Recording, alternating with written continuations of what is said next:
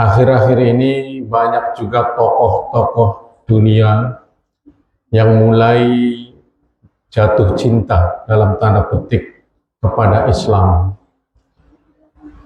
Tokoh komunis Kim Jong-un diisukan juga mulai tertarik dengan Islam, umat Islam dan ajarannya, karena ada dua hal yang menurut beliau sangat sesuai dengan prinsipnya, yaitu kedisiplinan dan keadilan. Vladimir Putin, Presiden Rusia, juga sudah lama tertarik dengan Islam. Tokoh-tokoh lain di dalam keilmuan juga sudah membuktikan satu persatu kebenaran dari ayat-ayat Al-Quran. Antara lain Robert Wilhelm dari Institut Albert Einstein telah membuktikan kebenaran tentang betapa hebatnya Al-Quran, betapa hebatnya Islam ini, karena pada zaman Rasulullah ilmu kedokteran belum maju, belum pesat, tetapi Rasulullah menyebutkan hal-hal yang luar biasa dengan ilmu-ilmu kedokteran, antara lain tentang kejadian manusia di dalam rahim.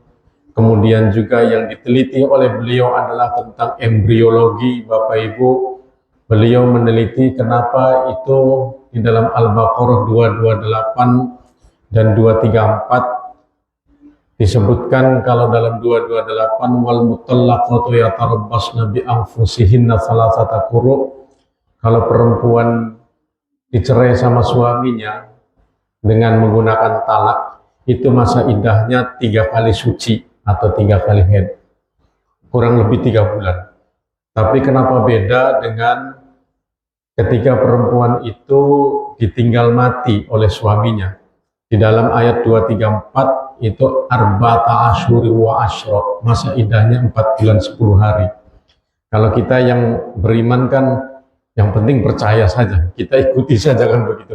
Tapi beliau ini luar biasa, Pak. Dia teliti, kemudian dia menemukan ternyata di dalam rahim perempuan ini banyak kejadian yang luar biasa menggunakan alat-alat tertentu. Jadi beliau dapatkan rahim perempuan itu seperti komputer, Pak. Dan sperma laki-laki, dia mendapatkan juga ternyata sperma laki-laki itu antara yang satu dengan yang lain berbeda jenisnya. Makanya beliau menyebut sidik sperma pria. Sama dengan tangan ini, Pak. Kalau sidik jari, kenapa menggunakan sidik jari? Karena manusia jumlahnya miliaran di seluruh dunia ini berbeda pada dan sama. Ternyata sidik sperma pria juga berbeda. Dan beliau menemukan kalau ada perempuan misalnya melakukan hubungan suami istri dengan suaminya yang sah, misalnya 2-3 minggu dia lakukan hubungan suami istri dengan orang lain, selingkuh, itu di dalam rahim perempuan ada 2 jenis yang berbeda. Jadi bisa ditahu ini kalau perempuan selingkuh atau tidak. Nah, dia dapatkan ilmu itu, kemudian dia teliti istrinya sendiri.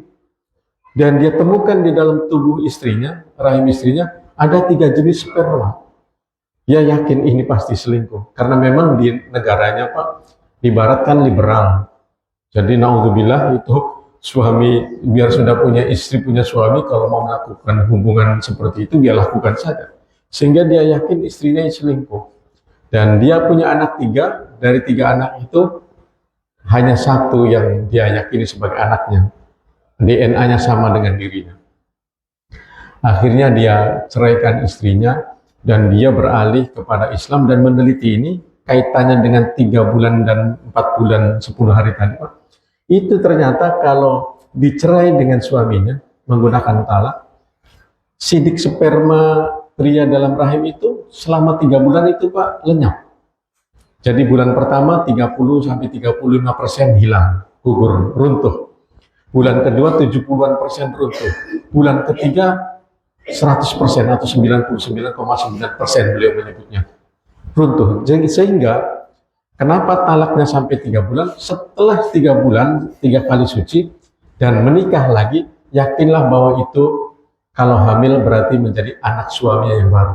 Itu hebatnya beliau kan, bisanya kan, kenapa 3 bulan?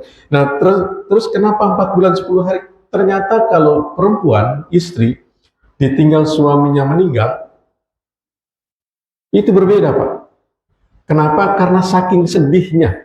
Seorang istri ketika suaminya meninggal sedihnya luar biasa dan paling sedih Pak. Karena pengaruh sedih yang sangat besar ini, sidik sperma pria di dalam rahim istri itu tidak cepat runtuh. Dia masih memeluk terus.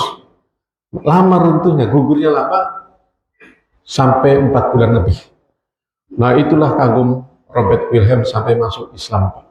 Dia kagum, Muhammad kan bukan dokter, kok dia tahu? Jadi dia yakin bahwa ini pasti Tuhan. Tuhan yang, firman Tuhan ini benar. Nah makanya rugilah kita kalau kita tidak mencintai Al-Quran. Kebenaran itu sudah ada di tengah kita. Cuma persoalannya Bapak Ibu, ini ada kritik ya. Dari, katakanlah dari umat lain, atau dari peneliti-peneliti. Salah di antaranya umat Islam Indonesia ini, ada salah satunya itu Profesor Ilyas Bayunus, peneliti Malaysia yang meneliti Indonesia. Katanya di Indonesia ini mayoritas Islam. Tetapi pertama, hukum Islam tidak digunakan. Kedua, banyak juga umat Islam yang tidak terlalu sehari-harinya menggunakan ajaran Islam. Beliau menamakannya, menyebutnya bahwa umat Islam Indonesia ini benar-benar tidak memfungsikan ajarannya, tidak mengamalkan ajarannya. Itu kritiknya.